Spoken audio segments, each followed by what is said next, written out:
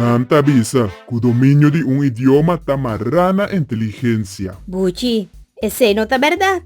Ata yuyu ku tabi babanda di nono e nossa lesa niskibi e por papel francês, holandês e alemão mané um nativo. Ei, Botamira, conosas que vinilesa tampoco tem nada de a ver com inteligência.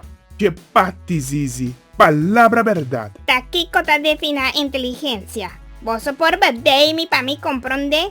A mim tá tudo confundir com a definição de conhecimento e inteligência. Badei-me é coisa. Judesca, definição de inteligência da aplicação de conhecimento. Aqui na Corsol nós da broa pampona coseta de brick. Zizi, porque bisame com gente com conhecimento e que tá estudar ainda por comunicar com certo nível de bobedade? Exatamente, Maria.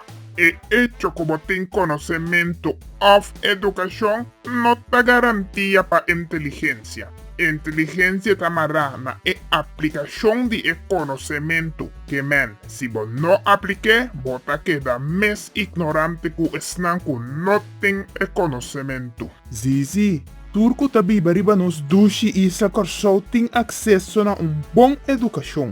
Educação tá decisão personal que nos tur tem a liberdade de obter. Tem que ta escolhe para aplicar, tem outro ta escolhe para ignorar. Tipo, sim, me a compreender bom. A aplicação de um idioma tá engrandecer tanto desenvolvimento e habilidade personal. E esse por influenciar a inteligência se eu guardo aplicar. Zizi, tá Amy que chega a Cubo. Não me ter crítica ou despreciar idioma para motivo de limitação personal. Ao contrário, diversidade de habilidade abre mais oportunidade para turco que superar em vida. Chepo, danke para clarificar o assunto de idioma com inteligência. Que man, sim, idioma da decisão e desenvolvimento personal que dá amplo conhecimento e dona-nos habilidade. Bem merita decisão personal. Me mostra bom exemplo.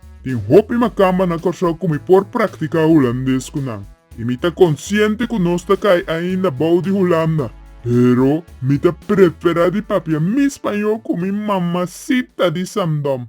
E mamacita da que cheguei mi mio.